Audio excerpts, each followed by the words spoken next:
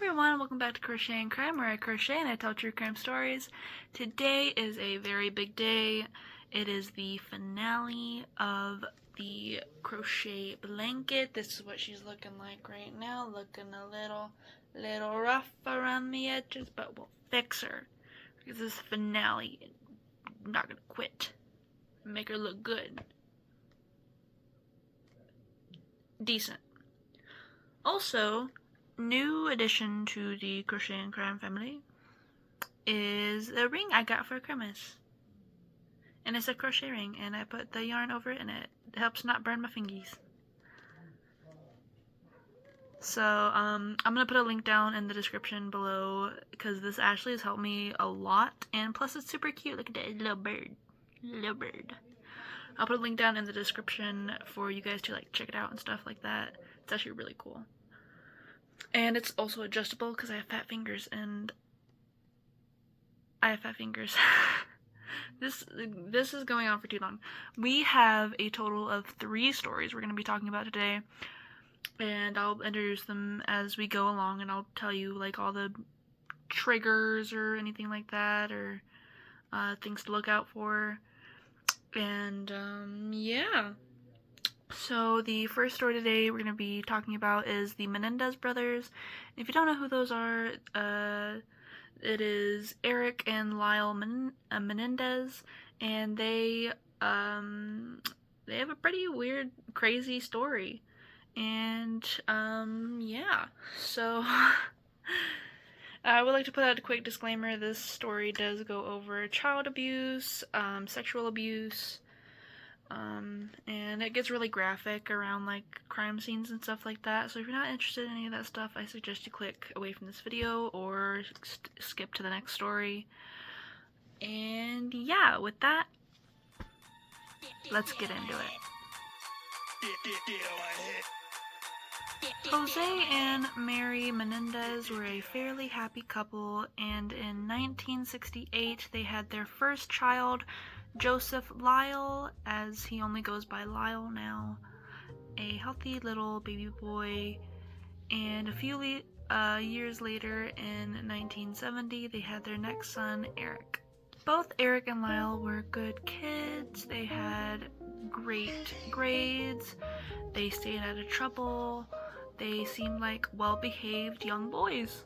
But there was something going on behind the scenes that nobody knew about. These 2 boys were being abused by their parents. During interviews, the 2 told detectives that their father would sexually abuse them, leaving marks and bruises and all that stuff.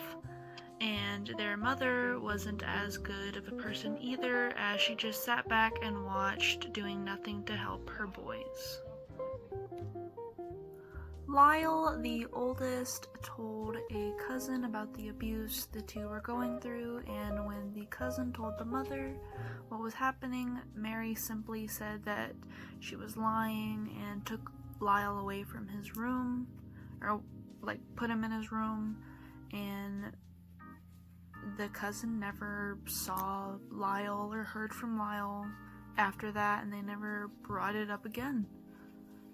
And as time passed, the boys' grades began to slip, causing them to receive more beatings and more assaults. Then, as the boys grew older and began to graduate and begin living their lives, they began to plot their parents' death. Eric and Lyle ended up going to college. Lyle ended up getting into Princeton University, but got suspended for plagiarism. Eric went to Beverly Hills University and was average with his grades, but was kick-ass at tennis. As summer break approached an end on August 20th of 1989, Jose and Marie Menendez were shocked to witness their boys standing in front of them holding a shotgun. Jose was shot a total of 6 times, the last shot being to the back of the head, which made him die instantly, and Mary was shot a total of 10 times, and around like the 6th shot, she was crawling on the floor and trying to get away, and they shot her across the cheek, and that is what, like, the fatal shot. The boys sat back and they thought that the police would be alarmed by the gunshots or something like that, so they kind of just sat back and like waited for the police. They didn't call the police or anything like that. They just kind of sat back and waited for the police. The police cleaned up the crime scene, and the Menendez brothers were living the lives that their parents never gave them. They were buying Range Rovers and plane tickets and buying drugs, not drugs, they were buying alcohol and stuff like that, and, you know, they were living lush. As the police began to investigate further, they started to suspect that the brothers themselves did it, and they asked one of the boys' friends, Craig, if he could wear a wire during like a lunch meeting, and Craig complied, and he didn't get anything. No confessions or anything like that. And Eric was the one who confessed to the murder to his psychologist, Jerome Oziel, and Oziel told his mistress, and then her name was Judalon Smith, and a couple months later Oziel broke up with Smith, and Smith told the police that the boys killed their parents. So the boys were arrested, and now they're in trial, and they were talking about all of the abuse that they went through, and I'm going to be talking about that for like the next minute and a half, and if you don't want to listen to that, go ahead and skip a minute and a half. So Eric was talking about the sexual abuse he endured, and he would talk about how his father would give both of them penis massages, which I'm not gonna be talking about because I don't even want to know. I don't even want to know what that means. But I could take a fucking guess. It's pretty gross. And then a cousin went up there and was talking about what Lyle was telling her. There were photographs, there were videos, there were like very descriptive words of what they endured by their father, like such as rape, such as like very sensual massages, including the penis massage, and just many other things that they showed during the trial. And the jury was like, this is a whole bunch of crocodile tears, this is just bullshit. And like the media and everybody out there were like kind of split 50-50 on whether or not they thought that the boys were guilty. Like, of course they were, like, they killed their parents, but like they were not sure if like they need to be locked up for it, or if it was just like an act of revenge. And so the media and the people were split, like, on what I just talked about.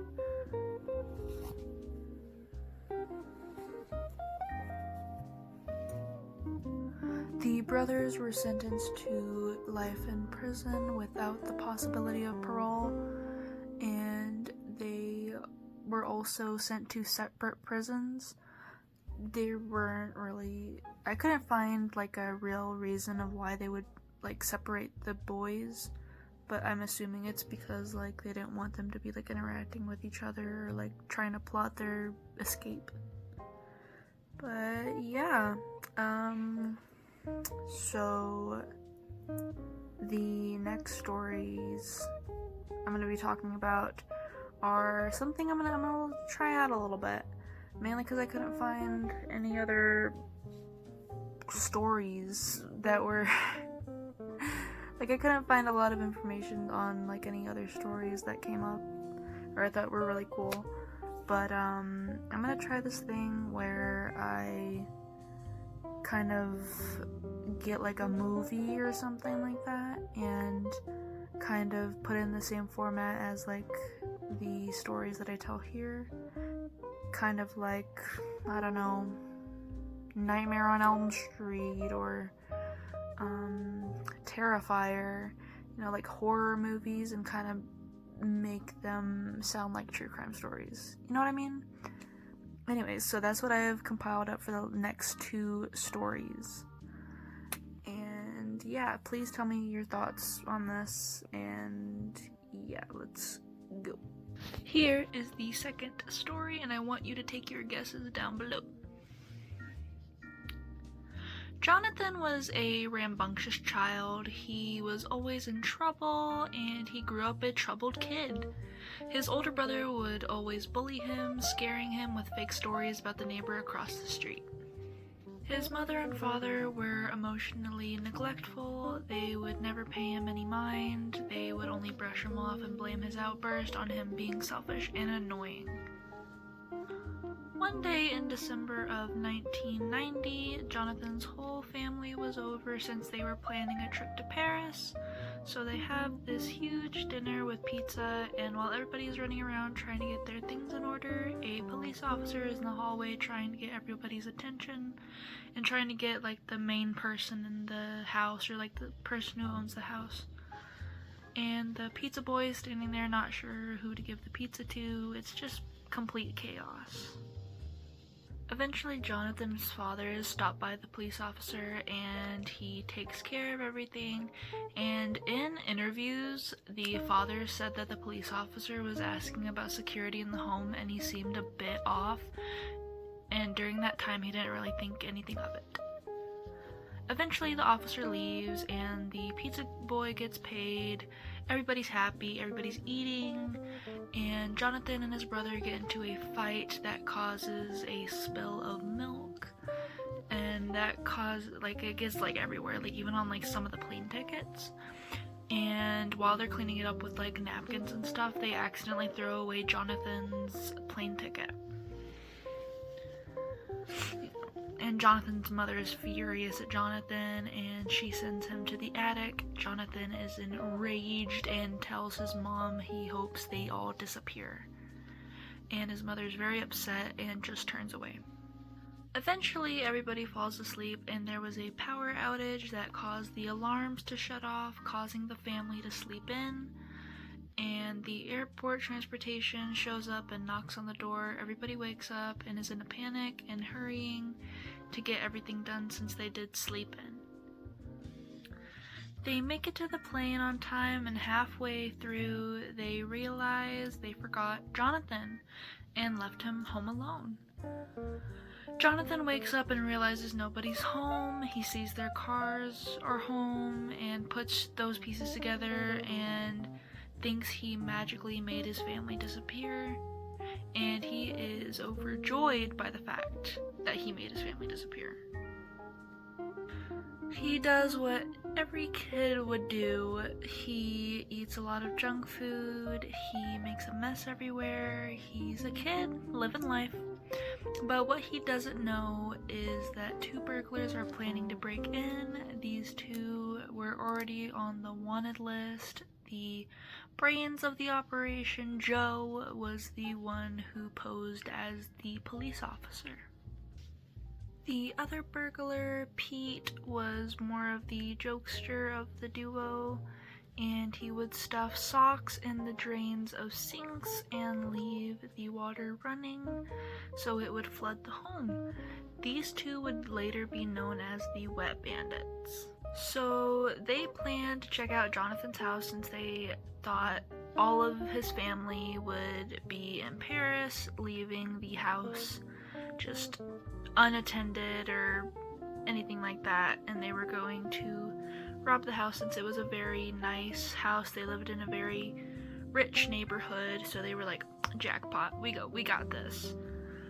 And they were searching around the house. They were looking like around like the outside of the house, and Jonathan saw their shadows, and he made himself known by turning on the lights, and they got scared and ran away. And the more that the burglars looked into it, they saw that Jonathan was just a little kid. So they were like, oh yeah, we're still gonna rob this joint. He's a kid. What could he do? What could he do?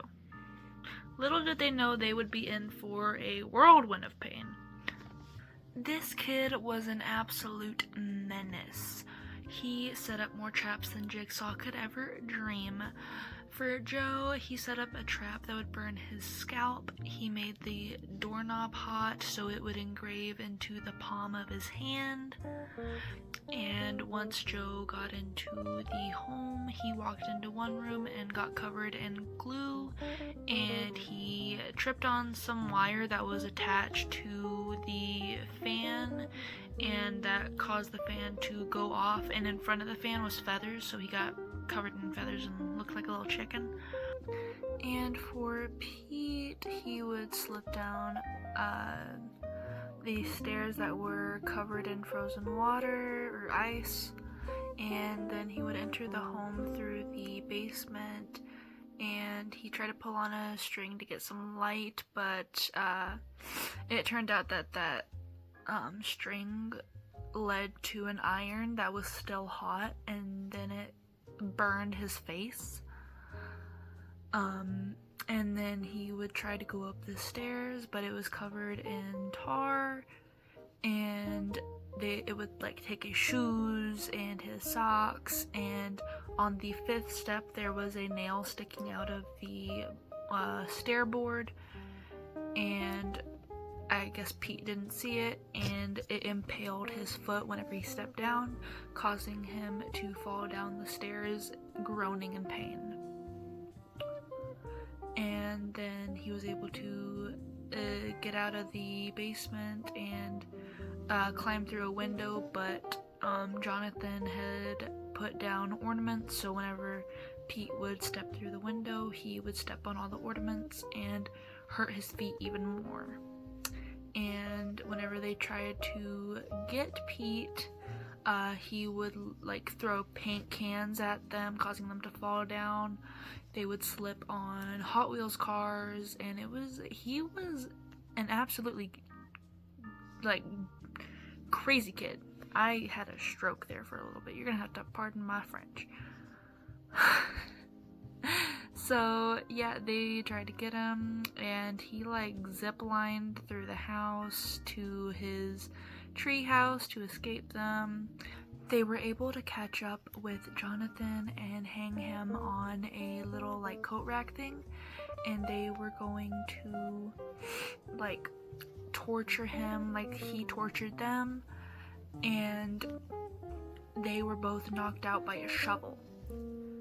And whenever Jonathan looked, it was the old man that lived across the street from them, the one that his brother made out to believe that he was a serial killer. And so Jonathan realized how he was a good guy, and so the wet bandits were arrested, and Jonathan was home safe. Jonathan's mother was able to get home, and she apologized, and the rest of his family was able to get home. They also apologized, and this would not be the last time they left Jonathan home alone. Alright, now on to our next story. With that last story, if you have any guesses or anything like that, make sure to put that down in the comments below. And sorry for the lack of photos on these two stories. I just don't want to give too much away. I probably should go easy on you guys since it's the first time I'm doing this. But where's the fun in that? Where's the fun in that? So, on to the next story. This story is about a young boy named Sam. Sam was raised by a single mother who worked to feed her child, and all he wanted for his birthday was the hottest toy on the market, a doll from his favorite TV show. He was disappointed when on his birthday he got toys from his favorite show, but not the doll. So his mom decided to try and get the doll. So her friend Tracy took her to an alleyway and she saw a homeless man with the doll in his hands. And she buys it from him and she surprises Sam with the new toy. He loves it and it's his most prized possession. One night his mom has to take care of some stuff at work late at night, and so Tracy had to watch over Sam. And that night ended up with Tracy being thrown out a window, leaving her dead. So let's go over the backstory of the doll. There was a known serial killer by the name of Charlie, and he was on a chase with the police officer who was undercover, and Charlie tried to get with his getaway driver, but the driver drove away out of fear before Charlie could get to him. And so Charlie goes into a toy store and tries to stay low, but the police officer shoots him, and before he could bleed out or anything like that, he grabbed a box with the doll in it and possessed the doll by saying a ritual that would transfer his soul to the doll. And that doll was the one that Sam had and the reason Tracy was dead. So the doll, Carl, needed a vessel, so he tried and tried to get his soul into Sam, and Sam kept telling his mom that Carl was telling him some freaky stuff. And the mom wouldn't believe him, and the kid kept insisting, but the mom kept brushing him off. And so Carl takes Sam everywhere. And while Sam had to go to the bathroom outside, Carl went to his old getaway driver's house and exploded his home. The mom eventually gets enough of Sam telling her about Carl, and he ends up getting sent away to a mental hospital. Carl then goes to his old friend Marlon, and Marlon was the one who taught him about the rituals and the spiritual stuff, and Carl ends up using a voodoo doll on Marlon and leaving him to die. The mom ends up getting her hands on the doll and tries to get him to talk, hoping that her son isn't actually crazy, and she threatened to put him in a fire, and then he finally talked. And he was throwing punches, he was kicking, he was biting, and he ended up getting away after she dropped him. And the mom ended up finding the cop who killed Charlie, and he helps her get her son back. They get home and the doll ends up coming back, and he attacks the mom and the cop. And so Sam locked him in the fireplace and lit him on fire. If you thought that was the end, you are sadly mistaken. The now charred doll is now trying to attack the child while the mom is patching up the officer, and the mom sees the child is about to be hurt, so she shoots off the doll's limbs and its head, and she grabs the kid and takes him to the room to be safe. Another officer comes in holding the head, and the wounded officer tells him about everything, but he just doesn't believe him. And because it sounds crazy, right? And he even poked at the head, and that's when the dismembered arm busts through the vent and strangles the officer. The officer made a full recovery, and Sam was put in foster care after this incident. I'm gonna finish this up and I'll be right back. Drum roll, please. That's not a drum roll. But I'm too tired. It's 5 in the morning. Banana! You see it? Banana! It's adorable. I love it. I know it's not the biggest blanket in the world, but honestly, good for my first time. I've only been crocheting a year. Can you believe it? Well, yeah, obviously, if I can. This isn't a 5-year artwork. This is what's it now? 5 months? that I've been making this. Well, not been like constructing it, but like over 5 months I've been like making the little squares and stuff. And honestly, over that year I have experienced a lot of wrist pain for me, and I know a lot of other crochetists. I don't know the term. That's how inexperienced I am. But the Croatians, whatever. So this isn't bad. This is gonna be my summer boo.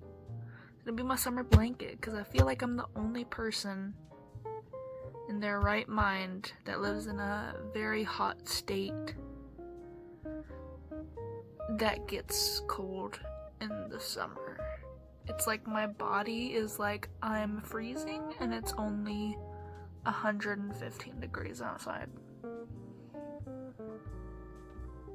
And then I have to be under like 15 blankets. And then with the snap of a finger, I'm like super hot. And it's the craziest. Am I the only one who had to? Let me know, because I might just be crazy. I am crazy since it's almost 5:30 and I just finished this blanket and I want to go to bed. But I still have to upload this video tomorrow, and I still have to edit it, which is gonna suck. But it's gonna be worth it, because you guys have been waiting for this for like ever, and I've been waiting for this, and honestly, I'm not mad at the results. You guys might be mad at it, but I'm not mad at it. Yeah, thank you all so much for watching. Let me know if you guys like the little horror movie stories. I guess technically that first movie wasn't really a horror movie, so I'm kind of shitting a little bit. But I did say movies, I didn't say horror movies, but there are going to be some horror movies in this, because honestly, I think it's going to be awesome. Do I know why I'm whispering? No, I'm probably just tired. Anyways, I hope you guys have a wonderful day or night. I'm not sure when this is going to get out. I'm hoping around Christmas time? Maybe a little after Christmas? Really depends, because I've been having a little trouble with the, what's it called? Editing app? We'll figure it out. Alright, I hope you have a good day or night. Make sure to like, comment, share, and subscribe. Share with all the demons in your closet. Share with all your friends. And yeah, I hope to see you guys next week.